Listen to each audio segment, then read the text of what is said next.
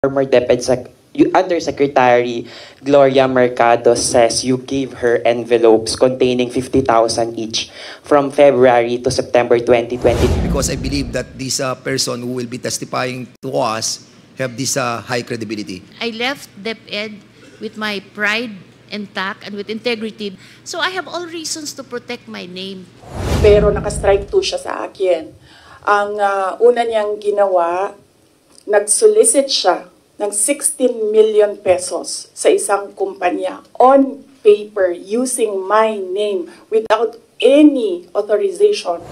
They're trying to make a case for impeachment. Kasi last year pa yan nila gusto talagang gawin. They're trying to make a case for impeachment. Dalawang tao lang naman yung nagde-decide dyan, Congressman Zaldico and Congressman Martin Romualdez. At sinabi ko din, yung proof ko kung bakit sila lang dalawa. And may paper trail yung sinabi ko against them. Sa 700 million, we will see kung ano yung maiwan, and then we will work around that budget of the Office of the Vice President. Pero definitely, tutuloy pa rin yung trabaho, anuman ang budget ng Office of the Vice President. But then again, ma'am, hindi pa naman po yung final kasi di ba meron pang sa Senate. So, hahabulin niyo ba, ma'am, sa Senate? Kayo ba ay magpapakita na doon during the deliberation? Yes, meron. Nag-aantay kami ng schedule galing sa Senate for the plenary budget hearing ng Office of the Vice President. So, a-attend kami doon. Pero wala na kaming expectation na mahabol pa yan. Kasi nga, sinabi ko doon sa interview ko, pagdating sa bicameral, kung nasaan nandun na yung dalawa, the Senate and the House of Representatives, wala ding nasusunod doon except si Zaldico at si Martin Romualdez. At ang example ko niyan ay yung attached na list sa classrooms ng Department of Education na kahit pa man tinanong ng mga senador, nandun pa rin siya sa final draft and nandun pa rin siya sa General Appropriations Act. At ang isa pa doon na example ko sa inyo na sila lignig naman ang nasusunod doon, yung kaguluhan nila at sagutan nila sa AKAP.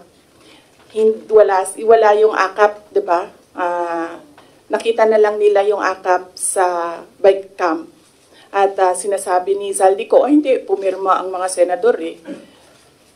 So, yun yung example ko na, yun yung proof ko na dalawang tao lang nasusunod dyan.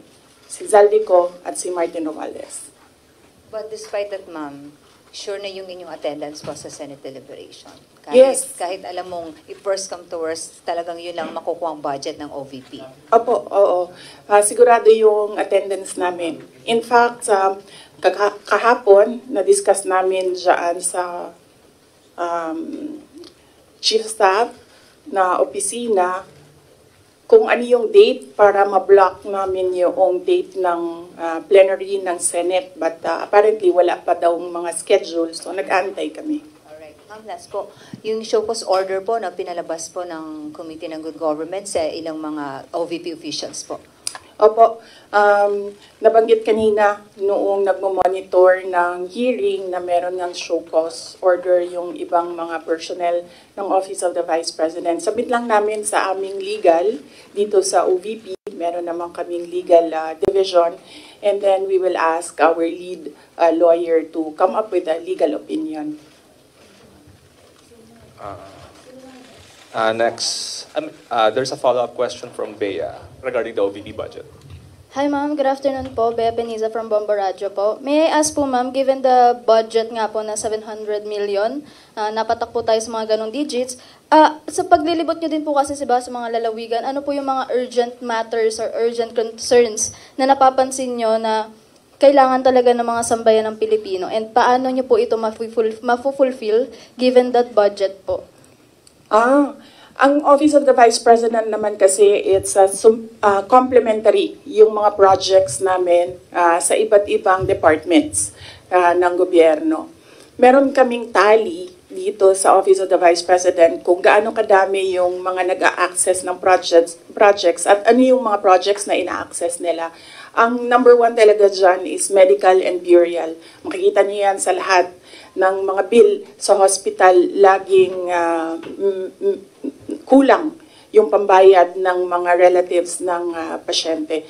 Yan ang number one. And then number two is financial assistance, yung mga hingi nila na augmentation sa kanilang pang-araw-araw. Minsan panggastos, minsan pangbayad sa kuryente, minsan pangbayad sa upa ng bahay, minsan naman humihingi sila kasi nagkukulang na yung pangbayad para sa paaralan, eskwelahan ng mga bata. So iba-iba yung rason nila, pero the same yung request nila, financial assistance. And ang sunod niyan is yung request, hindi lang ng mga taong bayan, but ng mga local government units or even mga barangay officials. Kapag merong disaster, humihingi sila ng tulong para sa pagkain, food and non-food supplies ng mga biktima ng calamity. So yun yung top 3 na lagi naming ma-encounter na hinihingi sa Office of the Vice President. In fact, hindi lang yan sa OVP kasi nung mayor ako, halos the same yung requests ng mga tao. So for the final question ko po, ma'am, punta naman po tayo sa Office of the Vice President po na personals po. So dun po sa budget na po na yun, paano po kaya, hindi po ba mabibitin yung mga personals niyo po pagdating po sa kanilang mga sahod or mga income po nila? Hindi naman po ba sila mabibitin given that budget po? Or may mga benefits pa po ba rin silang matatanggap with that budget? Yun po, ma'am. Yes, oo. Kasi ang unang-unang ginagawa ng budget is pinupondohan niya yung obligations ng gobyerno. Kapag permanent employee ka, obligation ng gobyerno lahat ng bayad sa iyo, hindi lang yung sahod at iba, kasali na yung iba pang benefits. So yan, hindi yan siya pwede tanggalin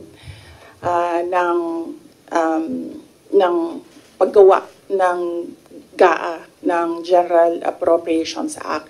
So on that point, kung mawawalan ba sila ng sweldo at benepisyo, hindi. Kasi obligation yan ng government sa employees ng government. It's not the same for those na contracts or hindi sila employees ng government. Hindi guaranteed yung budget para sa kanila. Thank you very much po, ma'am. Okay. Next question. Bongs Magsumbol, Rappler.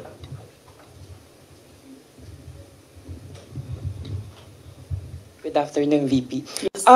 VP, as we're speaking right now po, merong ongoing House probe. Actually, a minutes ago, former Undersecretary Gloria Mercado says you gave her envelopes containing 50,000 each from February to September 2023 when she was with HOPE, or the Health Orchestrate Positive Learning, a DepEd project. She believes it could be to influence her decision as HOPE. Your response po? Dapat siguro kung mag-akusa siya ng ganyan, dapat may papel siya. Tulad ng ako, pag inaakusahan ako, pag sumasagot ako, binibigay ko yung papel. Gloria Mercado is a disgruntled former employee of the Department of Education. She was let go because of loss of trust and confidence sa Office of the Secretary.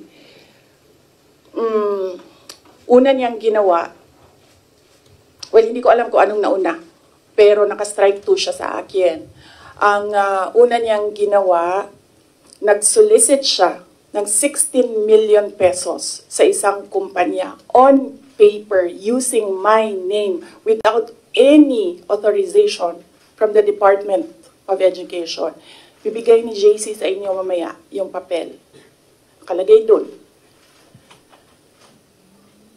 Pangalawa, noong nag-school visit ako sa Cebu,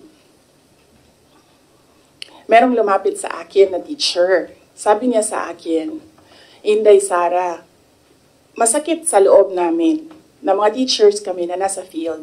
Tapos merong humahawak ng teacher items na wala dito sa aming probinsya o wala dito sa aming region. So, pinakwento ko siya. Iyon naman yung purpose ng aking mga school visits, di ba, sa iba't ibang lugar naman sa. Sabi ko, one-on-one tayo, kwento mo lahat sa akin. Ano. And then it turned out, ang HR mismo ng Department of Education, our undersecretary, took a teacher item from Region 7, nilagay niya sa central office for a non-teaching task. Ginawa niyang executive assistant niya. Ang apelido nun, Villar. Meron niyang paper trail. So, nung bumalik ako sa central office, tinanong ko, totoo ba na meron tayong teacher item galing sa Region 7 na nandito sa atin? Totoo daw, nasa HR. HR pa mismo ang gumawa ng parang injustice sa teachers namin sa field. So on that second point, hindi ko na pinalampas. Sinabihan na siya na there is loss of trust and confidence. And you should go. And then she said na, pwede bang mag-retirement na lang ako instead na paalisin ninyo ako. Kasi ang tagal ko na, matanda na ako. And then sinabihan siya, okay, sige. You go. So she's a disgruntled former DepEd employee. At yan yung dalawa na rason kung bakit siya pinaalis. May papel yung 16 million na solicitation niya. May papel yung teaching position sa Region 7 na kinuha niya. And my experience sa kanya, ayoko, factual lang ako ayoko atakihin yung pagkatao niya. Pero when she was HR of the Department of Education, meron kasi akong time dyan for our USEX and ASEX na hindi execom. So, pinapapunta ko yan sila kung sino man yung merong concern, sino yung may problema, pumunta kayo sa akin, mag-one-on-one tayo. So, one of those times na one-on-one kami, siniraan niya yung isang USEC, isang ASEC ng Department of Education. And bago pa lang kami nun. In fact, pag alis ko, 2 years lang kami, very, very new. Na nagulat ako. Kasi HR ka eh. Pag HR ka, hindi dapat ikaw yung mag-cause ng away-away sa loob ng institusyon. Dapat ikaw yung maging peacemaker. But siniraan niya yung isang ASEC and isang USEC sa akin mismo. And nagulat ako. Why attack the ASEC or the USEC sa kanilang pagkatao? Hindi naman trabaho. And then, ganun din ang ginawa niya. Nung umalis na siya sa Department of Education because of the 2 points, lumipat siya sa Senate. One of the offices of the senators din, nandiyan yan siya ngayon. And yung isang kaibigan ko doon sa Senado, narinig namin na sige na siya atake. Inaatake niya si Michael Poa, si Reynold Monsayak, si Gerald Chan. Iyan ngayon yung nakapangalan sa kanyang statement. Kaya kami, nung nagbasa siya kanina ng statement, hindi na kami nagulat. Kasi naririnig na namin sa opisina, dyan sa Senate, yung mga pinagsasabi niya after she was let go. I think, hindi lang siguro niya matanggap na kasalanan niya kung bakit siya pinalayas sa Department of Education. Pero hindi din talaga namin matanggap na magsusolicit ka sa isang private company on paper 16 million. And then, kukuha ka ng teacher item sa field, gagawin mong EA sa central office. Hindi pwede yun. VP, in relation to that, since you brought up yung names po ni Attorney Poa and Attorney Monsayak. So during the probe earlier, she said that yung reason daw kung bakit daw siya nilet go ng DepEd nyo po was that she disagreed daw with Attorney Monsayak's suggestion that bidders in the DepEd computerization program just discuss it among themselves to avoid failed bidding. Ngayon ko lang narinig yan. Sa kanya ko lang narinig yan. Pero ako ang nagsasabi, kasi I was the one who fired her out of the Department of Education. Yung dalawang rason na yon, ang rason kung bakit siya pinaalis sa Department of Education. And as I said, may papel yon. Ibibigay namin sa inyo ang papel. Ang HR record ni Villar, nasa Department of Education din. In fact, hanggang ngayon si Villar nasa region kasi sinabihan niya yung region bago siya umalis na ilagay yan sa region, wag yan sa teaching position, pero that person is holding a teaching position. Any more questions regarding the HOR probe? MC, Philippine Daily Inquirer. Hi ma'am, good afternoon. Regarding din sa probe, kasi apparently parang there was a response from some of the congressmen about, yun sa, dahil wala nga po kayo ngayon doon, won't you ever attend the House probe, diba? Parang, is there a chance that you might still appear there or at least, kumbaga parang, have any other responses, in responses sa sinasabi nga nila na hindi raw po kayo umaattend doon sa mga ongoing na inquiry ngayon relating to the alleged anomalies during your time sa DepEd? Opo. Nasabi na po namin doon sa opening statement ko kung ano yung sa tingin ko ginagawa ng House of Representatives. And lahat naman sa mga sinabi ko, meron kaming basihan. At sinabi ko doon na what they're trying to do is they're trying to make a case for impeachment. Kasi last year pa yan nila gusto talagang gawin. They're trying to make a case for impeachment. Dahil wala silang ebidensya, ang ginagawa nila, nag-fishing sila dito sa mga tanong sa loob. Kung maririnig nyo, di ba mali? Di ba mali? Ginagano nila yung sumasagot na COA resource person. And of course, ano lang ba ang rank and file? Siyempre, congressman yung kaharap mo. Di sasabihin mo, oo po, may mali. When in fact, ilang beses na kami sumagot, we are fully cooperating with the audit process and we are answering and filing our comments in all the cases before the Supreme Court. In fact, kung mag-file pa sila ng kaso pa, sasagutin namin yan sa korte, pero hindi doon. Kasi kung gusto nila mag-impeach, wag nila kunin sa akin sa mga bias na tanong nila sa akin ang gagawin nilang impeachment. Kanina, sa tanong mo kung a-attend pa ba ako, we take it one hearing at a time. So, when we receive an invitation, we study, una-una, pinapadala siya sa legal, pinag-aaralan namin, dinidiscuss namin dito sa opisina with the personnel. And then, tinatanong namin yung mga personnel. Like in the case of this invitation, nakapangalan na sila doon and hindi na pwede ang authorized representatives. So we sit down with them and we ask them, ano ba ang gusto mong gawin? So depende sa sagot, yun ang sinusuportahan namin. Ako as head of agency, sinusuportahan ko kung ano yung gusto. Right now, walang gustong pumunta doon sa kanila. Kasi ang concern ng lahat is yung pamilya nila. Sa kanila daw sarili, walang problema because they are government employees. So, makakasagot sila. Ang hindi daw nila makontrol is yung paninira sa pamilya nila. At yun ang concern ng lahat ng employees ng dito ng Office of the Vice President.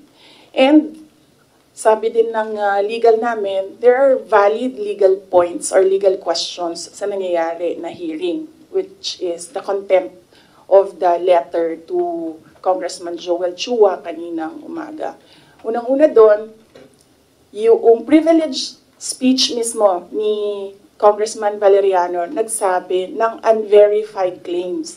So paano ka maggagawa ng hearing based on unverified claims? Hanapin mo muna yung mali, tapos ka mag-hearing. Hindi yung doon mo hanapin yung mali sa hearing. Pangalawa, ito yung punto ko nung last akong pumunta sa kanila. Nakalagay sa batas, nakalagay sa constitution natin. Inquiry in aid of legislation. Hindi siya gumamit ng investigation. Sabi niya doon, persons, the right of persons shall be respected. Hindi siya nagsabi ng witnesses. Pero pagdating mo sa rules sa loob ng House of Representatives, rules nila in aid of legislation, ginagamit na nila interchangeably. Inquiry and investigation, persons and witnesses. Mag-decide muna sila, ano ba sila doon, korte o hindi? Hindi naman sila korte. Paano ko nasabi na gumagalaw sila na parang korte? Nilagay nila doon. The rules of court are supplementary to these rules. So, ibig sabihin, gumagamit na sila ng rules of court. Ang ginagawa nila doon na is an investigation that is akin to the judicial process na ginagawa ng NBI, na ginagawa ng DOJ, na ginagawa ng mga piskal. At ang isa pang punto namin doon sa sulat ay, ano yung pangatlo? Kalimutan ko na. Pahingi tubig, sir.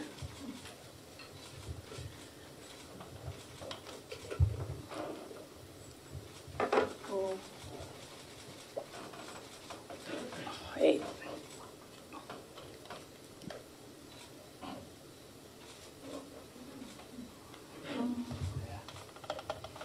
Napagod ako sa kakasulat nito kagabi. Ano oras ito? Pinadala ko. 12:35 a.m. Ito na. Thank you.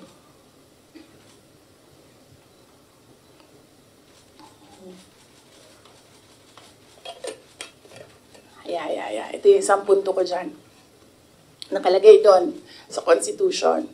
The rights of persons appearing therein or affected thereby shall be respected. Nakalagay doon. So, ibig sabihin, dahil in aid of legislation lang ito, at hindi naman ito prosecution or investigation, ibig sabihin, pwede humindi ang tao. Diba? Kasi, ayoko sumali sa pag-craft ng legislation nyo, bakit nyo ako pipilitin? Di maghanap kayo ng ibang resource person. Ang dami namang previous vice presidents dyan. Napakalapit ni former President Gloria Arroyo sa kanila. Yun ang tawagin nila, gawin nilang resource person kung meron talaga silang batas na ginagawa about sa Office of the Vice President. And then ang huli noon is sub judice. Ang daming questions nila na kaparte ng 3 cases na final sa Supreme Court na dapat hindi pinag-uusapan sa labas ng korte. At yung huli, sinabi namin paulit-ulit, nandun kami sa loob ng Commission on Audit. Nag-participate kami sa audit process. Kahit na yung audit na yan, dumating lang yan pagkatapos nila na mag-usap ng Makabayan Block at ni Speaker Romualdez na atakihin ang confidential funds. So masagot pa rin kami kahit alam namin kung ano ang motibo sa audit. So, yes. Anong tanong mo, sir? Kalimutan ko. Yun lang po. Yes, sir. Next. Out of security concern na rin ng ibang VP officials and employees kung bakit na rin hindi, you prefer not to go to the inquiry sa House? Security, physical security nila, personal wala naman kaming problema sa security. Wala akong narinig na gano'n, na comment galing sa kanila. Lahat nagko-comment na maawa sila sa mga anak nila. Okay, so out of family. Next question, Red Mendoza, Manila Times. Good afternoon po, Ma'am. Red Mendoza po from the Manila Times. Ma'am, si Congressman Jill Bongalon of the Ako Bicol Party List said na kung hindi naman daw po kayo interested sa trabahong ito, mag-resign na lang daw po kayo. Sabi din po ni Kong David Suarez, Deputy Speaker David Suarez, na most of the congressmen felt na the Vice President, kayo daw po, with all due respect, ma'am, sabi po, mag-resign na lang daw po kayo kasi parang hindi kayo interested sa trabaho, ma'am. Ano po ang inyong masasabi dito sa sinabi ng quote-unquote young guns of the Congress? Oo. Actually, kung mapapansin nyo, hindi ako nakikipag-usap sa kanila. Nakikipag-usap lang ako kay Zaldico at kay Martin Romualdez. Pero pagbibigyan kita, Ren? Yes po. Yes, pagbibigyan kita. Gusto nila mag-impeachment, diba? So apparently, pakiramdam ko at sa tingin ko sa mga nangyayari, wala silang kaso for impeachment. Kaya sila nandyan. Kaya sila sige hanap ng kung ano ang gagamitin nila. Ngayon, ang track ni Franz Castro, ni Trillanes, is impeachment. Gumawa sila ng isa pang track na resignation. Parang papalabas nila, impeach ka namin for wrongdoing, whatever. And then, itong isang grupo na ito, umalis ka dyan. Kasi kapag hindi ka umalis, kapit-tuko ka. Pero, hindi naman kasi ako sasagot sa young guns. Dahil, kailangan ko sumagot sa 32 million na bumoto sa akin. Hindi sa isa or dalawa na tao. Kaya, hindi ako aalis dito. Dahil nilagay ako ng mga tao dito, believing that I will work for the country. And that is what we did. We worked.